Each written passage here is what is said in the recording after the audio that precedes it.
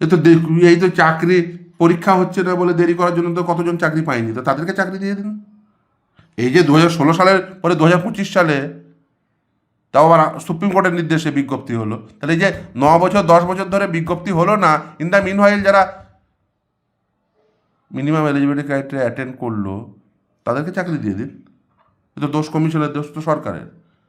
একটা এরকম একটা সরকার রয়েছে বলে নিয়োগের বিজ্ঞপ্তি চলে, তাদের থেকে চাকরি দিয়ে দিন। এই সময়কালের মধ্যে যারা বিএড করেছে, যারা মাস্টার ডিগ্রি করেছে, সবাইকে চাকরি দিয়ে দিন। আমি বলছি চাকরি দিন, সবাইকে চাকরি দিন, তাহলে মামলা হবে না। সবাইকে দিয়ে দিন, পশ্চিমবঙ্গের যত বেকার সবাইকে দিয়ে দিন। তা দেবেন না, শুধু যে কটা মমতা ব্যানার্জির আশেপাশে ঘুরে বেড়ায় তাদের এক্সপায়ারি প্যানেলে চাকরি দেবেন। এক্সপায়ারি প্যানেলে কারা চাকরি পেয়েছে? বুকটা ছ্যাদ করে উঠছে এক্সপায়ারি প্যানেলের কথা শুনলেই।